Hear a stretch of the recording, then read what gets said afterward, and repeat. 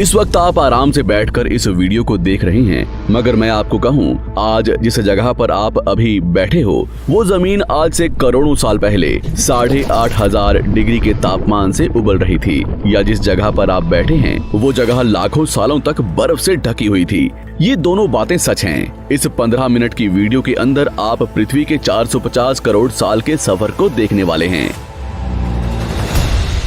जिस जगह आज हमारा सौरमंडल है, वहाँ विभिन्न प्रकार की गैस और धूल के बादल हुआ करते थे।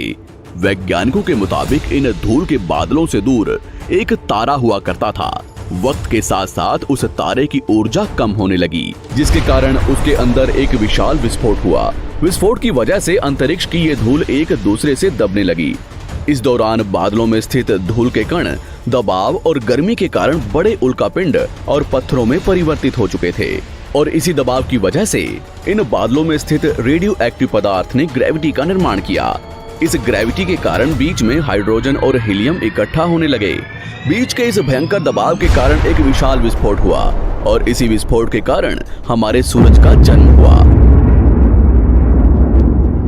अंतरिक्ष में फैले एस्ट्रॉयड यानी क्षुद्र ग्रहों में भारी वजन की वजह से सूरज के करीब आकर सूरज की परिक्रमा करने लगे।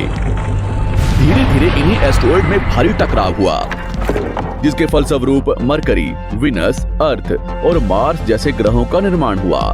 वैज्ञानिकों के मुताबिक उस वक्त पृथ्वी और मार्स यानी मंगल ग्रह के बीच थिया नामक ग्रह सूरज की परिक्रमा किया करता था।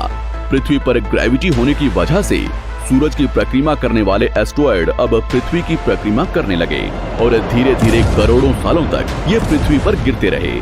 और ऐसी घटना हमारे पड़ोसी ग्रह थिया पर भी हो रही थी, जिसके कारण थिया पृथ्वी के और करीब आने लगा और आकर पृथ्वी से टकराया। इस भयंकर टकराव की वजह से पृथ्वी के हिस्से कणों के रूप में अंतरिक्ष में फैल गए और एक रिंग्स की तरह पृथ्वी की परिक्रमा करने लगे। इन्हीं परिक्रमा करते हुए कणों में टकराव होने लगा, जिसके कारण हमारे चांद का निर्माण हुआ। उस वक्त पृथ्वी पर सिर्फ एक ही समुद्र हुआ करता था, और वो था 1900 डिग्री सेल्सियस की तापमान पर उबलते हुए लावे का। उबल रही थी वो सारी चीजें जिसे आज आप अलग अलग नाम से जानते हैं।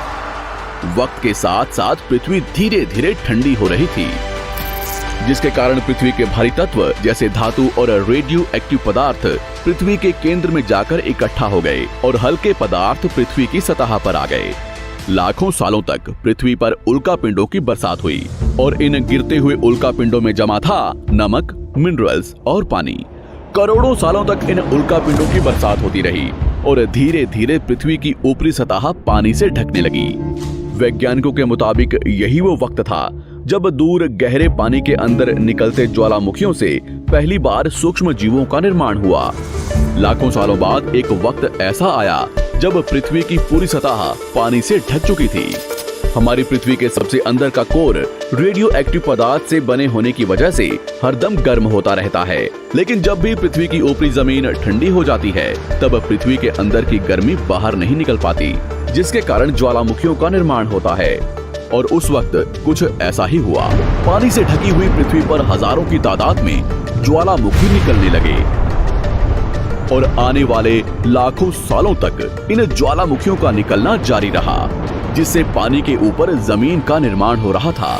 इस वक्त भी पृथ्वी पर वातावरण ना होने की वजह से अंतरिक्ष से उल्कापिंडों की बरसात हो रही थी। आज से लगभग 300 करोड़ साल पहले पृथ्वी पर ऐसा वक्त आया जब पृथ्वी का वातावरण लगभग स्थिर होने लगा था। ज्वालामुखी निकलने धीरे हो गए थे, और पृथ्वी का एक दिन 12 घंटे का हुआ करता था। साल बीतते गए, और धीरे धीरे ये सूक्ष्म जीव विकसित होते गए और समूह में रहने लगे। आज से लगभग 250 करोड़ साल पहले पहली बार पृथ्वी पर ऐसे जीवों का निर्माण हुआ जो जीने के लिए ये पानी के अंदर के मिनरल्स यानी खनिज पदार्थ और धूप का इस्तेमाल करते थे, और मल त्याग के रूप में ऑक्सीजन बाहर निकालते थे। इस वक्त तक पृथ्वी पर ज्यादातर ज्वालामुखी निकलने बंद हो चुके थे, और इन माइक्रोबैक्टीरियाज की वजह से वातावरण में ऑक्सीजन की मात्रा बढ़ रही थी। वातावरण में ऑक्सीजन बढ़ने की वजह से पृथ्वी का वायुमंडल बनना शुरू हुआ, और आने वाले हजारों सालों तक वातावरण में ऑक्सीजन की मात्रा बढ़ती रही। जिसकी वजह से पृथ्वी के ज्यादातर हिस्सों में ये सूक्ष्म जीव फैल गए। हजारों सालों बाद एक वक्त ऐसा आया जब पृथ्वी में ज्यादा ऑक्सीजन बढ़ने के कारण ये सूक्ष्म जीव मरने शुरू हो गए। उस वक्त तक पृथ्वी का वातावरण ठंडा होने के साथ साथ ऑक्सीजन से भी भर चुका था, जिसके कारण जमीन और वातावरण में स्थित आयरन यानी लोहे के मिनरल्स पानी में स्थित ऑक्सीजन से रिएक्ट होने लगे। और एक वक्त ऐसा आया जब पृथ्वी की जमीन आज के मार्स के जैसे लाल हो चुकी थी। वक्त बीतने के साथ साथ धरती की टेक्टोनिक प्लेट्स में दरार होने लगी, जिसके कारण पृथ्वी के अंदर का लावा जमीन की तरह कई लाखों सालों तक खुला उबलता रहा। और यही वो कारण था जिसके कारण पृथ्वी के वातावरण में कार्बन डाइऑक्साइड की मात्रा बहुत बढ़ गई और पृथ्वी पर एसिड की वर्षा शुरू हो गई। एसिड रेन की वजह से पृथ्वी का तापमान घटने लगा और तापमान इतना घटा कि पृथ्वी के ऊपर स्थित पानी बर्फ में परिवर्तित होने लगा। पृथ्वी पर पहली बार भयंकर आइस एज आया। इस वक्त पूरी पृथ्वी सफेद बर्फ से ढक चुकी थी। आमतौर पर जब धरती पर सूरज की किरणें गिरती हैं, तब जमीन उन किरणों को सोख लेती है, मगर क्योंकि पूरी पृथ्वी बर्फ से ढक चुकी थी और क्योंकि बर्फ सफेद और चमकीली होती है, जिसके कारण सूरज की किरणें धरती पर गिरने के बाद वापस चली जाती थी। इसी कारण से पृथ्वी कई लाखों सालों तक बर्फ से ढकी रही, मगर फिर से पृथ्वी के अंदर स्थित गर्मी ज्वालामुखी के रूप में निकलना शुरू हो गई और इन ज्वालामुखियों से निकलने वाली गर्मी ने बर्फ को पिघलाना शुरू कर दिया। इसी बीच पृथ्वी की गहराई में बचे कुछ सूक्ष्म जीव धीरे धीरे बदल रहे थे और अब वो ऑक्सीजन को अपने शरीर को बड़ा और जटिल बनाने के लिए इस्तेमाल करने लगे थे। इस बीच पानी में अलग से भी छोटे समुद्री पौधे निकलने शुरू हो चुके थे। बाहर जैसे जैसे ज्वालामुखी निकल रहे थे, वैसे वैसे वातावरण कार्बन डाइऑक्साइड की वजह से गर्म हो रहा था। वक्त के साथ साथ बर्फ तो पिघलने लगी, मगर धरती पर फिर से एसिड की वर्षा शुरू हो गई, जिसके कारण फिर पृथ्वी ठंडी होने लगी और फिर पृथ्वी की ज्यादातर सतह बर्फ से ढक गई। ऐसा बार बार कई हजारों सालों तक होता रहा और इसी कारण से अब समुद्री जीव धीरे धीरे वातावरण के हिसाब से विकसित हो रहे थे। इस बीच कई सारे जीव और समुद्री जंगल्स विलुप्त हो गए, मगर जो बच गए वो धीरे धीरे पृथ्वी के बदलते तापमान के हिसाब से ढलते गए और अब हजारों सालों बाद समुद्री पेड़ बर्फ की वजह से पूरी तरह से मरते या सूखते नहीं थे। अब सूक्ष्म जीव समुद्री जीव बन चुके थे। जब फिर से ज्वालामुखियों ने पृथ्वी की बर्फ को पिघलाना शुरू किया, तब ये समुद्री पेड़ जल्दी विकसित होकर फैल गए।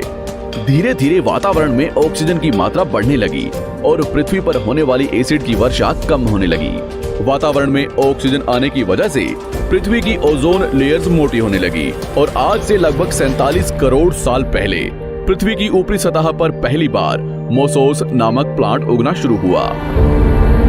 वक्त के साथ साथ जमीन पर अलग अलग प्रकार के पौधे और पेड़ उगना शुरू हुए। एक वक्त ऐसा आया जब जमीन के पेड़ों की लंबाई लगभग 80 से 100 फीट जितनी या आज के 5 से 6 मंजिला बिल्डिंग जितनी ऊंची हो चुकी थी। ये वो वक्त था जब समुद्री जानवर समुद्र से बाहर निकल रहे थे और जमीनी जानवरों में परिवर्तित हो रहे थे। धरती की ज्यादातर जमीन एक जगह इकट्ठी हो चुकी थी, जिसे आज हम पैंजिया महाद्वीप के नाम से जानते हैं। पृथ्वी का वातावरण और तापमान लगभग स्थिर हो चुका था और अब करीब 21 से 23 घंटे का दिन हुआ करता था। अब समुद्री जीव पानी से बाहर रहने लगे थे और वातावरण के हिसाब से उनके शरीर का रंग रूप बदल रहा था। धीरे धीरे ये जमीनी जानवर डायनासोर्स में परिवर्तित हो गए। जिन डायनासोर्स ने पेड़ पौधे खाने शुरू कर दिए, उनका शरीर लंबा और विशाल रूप से विकसित होने लगा। कुछ डायनासोर्स शिकार किया करते थे, जिसके कारण वे छोटे और तेज होते चले गए।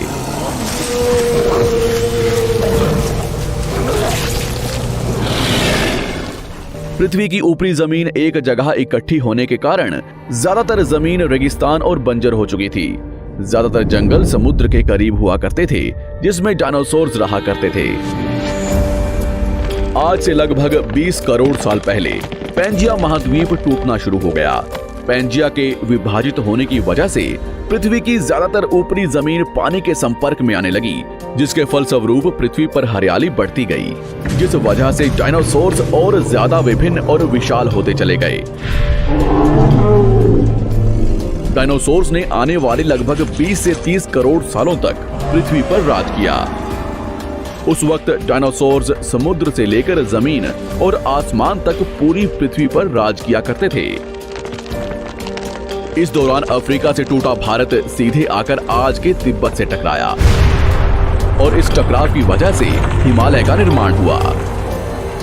आज से लगभग 6.5 करोड़ साल पहले पृथ्वी की तरफ आज के माउंट एवरेस्ट से भी बड़ा लगभग 4.5 लाख करोड़ किलो जितना वजनिया उल्कापिंड लगभग 80,000 किलोमीटर प्रति घंटे की स्पीड से पृथ्वी की तरफ आ रहा था।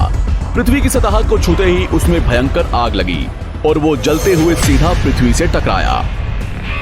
इस टकराव से निकलने वाली ऊर्जा आज के 10 करोड़ परमाणु बम एक साथ फटने के बराबर थी। जहां ये उल्कापिंड गिरा वहां के जानवर और पेड़ तुरंत भाप बनकर जल गए। गिरते ही पृथ्वी पर पूरी तरह धूल फैलने लगी। समुद्र में भयंकर बाढ़ आने लगी। भूकंप और आग ने पृथ्वी को जलाना शुरू कर दिया। कुछ ही घंटों में पूरी पृथ्वी के वातावरण में हानिकारक गैस और धूल की वजह से पृथ्वी नर्क हो चुकी थी। डायनासोर्स, घुटन, आग और भूखमरी से पूरी तरह विलुप्त हो गए। इस वक्त हमारे पूर्वज जमीन के अंदर रहा करते थे, जिसके कारण वो इस विशाल प्रलय से बच गए। पृथ्वी का वातावरण पूरी तरह से काला और अंधेरा हो चुका था, जिससे धूप भी जमीन तक नहीं पहुंच पा रही थी। पृथ्वी के पेड़ और ज्यादातर जानवर विलुप्त हो गए। वातावरण में धूल और हानिकारक गैस के कारण पृथ्वी पर फिर से एसिड की वर्षा शुरू हो गई और फिर पृथ्वी ठंडी होकर बर्फ से ढक गई। लेकिन इस बार पृथ्वी की बर्फ लाखों सालों तक नहीं जमी रही और 80 से 90 हजार साल बाद ये बर्फ पिघलनी शुरू हो गई। जैसे ही धरती पर वातावरण फिर से पहले जैसा होने लगा, वैसे ही ये छोटे जीव जमीन से बाहर आना शुरू हो गए। उस वक्त पृथ्वी की बर्फ पिघलनी शुरू ही हुई थी, जिसके कारण अफ्रीका में घने ठंडे जंगल हुआ करते थे और इसी बीच ये जमीनी जीव बंदरों में परिवर्तित हुए। मगर जैसे जैसे पृथ्वी गर्म होने लगी, वैसे वैसे अफ्रीका के ये जंगल सूखने लगे। जंगल की चीजें खाने वाले बंदरों को खाने की कमी होने लगी। खाने की तलाश में इन बंदरों ने अपने पैरों पर चलना शुरू कर दिया, जिससे उन्हें दूसरे जानवरों के शिकार करने में मदद मिलती थी। धीरे धीरे बंदर एप्स यानी वानर में परिवर्तित हुए। खाने की तलाश में ये एप्स पृथ्वी के दूसरे हिस्सों में फैलने लगे और धीरे धीरे उनके शरीर का रंग रूप वहां के मौसम के हिसाब से बदलता गया। वक्त के साथ साथ हम आदिवासी बने। हमने हथियारों से लेकर आग का आविष्कार किया। हम धीरे धीरे इंसान के रूप में विकसित हुए। हमने धर्म से लेकर परिवार, भाषा और संस्कृति का निर्माण किया और वक्त के साथ साथ हम विकसित होते चले गए और आज हम इस पृथ्वी की सबसे विकसित प्रजाति बन चुके हैं। पृथ्वी को आज के जैसे बनने में लगभग 450 करोड़ साल का वक्त लगा है और हमें एक छोटे जमीन में रहने वाले जानवर से इंसान बनने में कई लाखों सालों का। मगर हमने इन 100 सालों में जितना पृथ्वी को गंदा और तबाह किया है, उतना आज तक किसी भी प्रजाति ने नहीं किया होगा। हम फिर से धरती को गर्म कर रहे हैं और कार्बन डाइऑक्साइड की मात्रा बढ़ा रहे हैं। वैज्ञानिकों का मानना है कि पृथ्वी पर फिर से विशाल परिवर्तन होने वाला है। भविष्य में पृथ्वी कैसी होगी, जानेंगे हमारी अगली वीडियो में।